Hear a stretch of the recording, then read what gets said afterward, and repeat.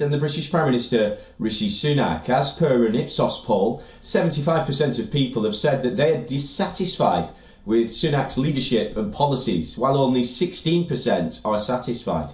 As per the poll, the Conservative vote share is at 19% for the second consecutive month, a record low for the party.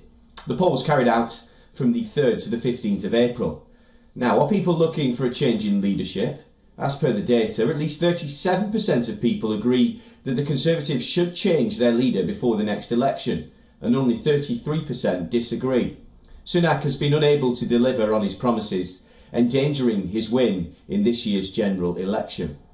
His divisive schemes in terms of deportation, tax cuts, inflation, and now even smoking have drawn intense criticism from both inside and outside of the Conservative realm.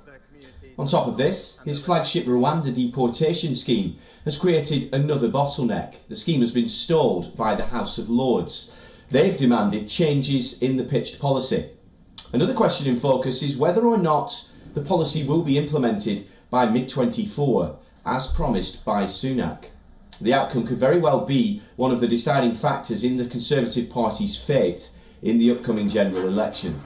Sunak has invested huge political capital in the scheme, which will stop the illegal migrants from arriving into the UK using small boats. Meanwhile, the UK Cabinet remains undecided on the departure of the first flight that would carry migrants to the East African nation. Former UK Prime Minister Boris Johnson's attacks have made the run harder for Rishi Sunak. While voicing dissent against his plans to ban smoking, Johnson also lashed out at the UK's Foreign Secretary David Cameron over his inability to stop arms supply to Israel. Conservative MPs are battling for the return of Boris Johnson as a campaigner for the 2024 election. As per an approval rating from March this year, Johnson has received 24% support, while Sunak is at the 21% mark. A YouGov poll from March 2024 shows that the Tories are stated to win just 155 seats in the general election.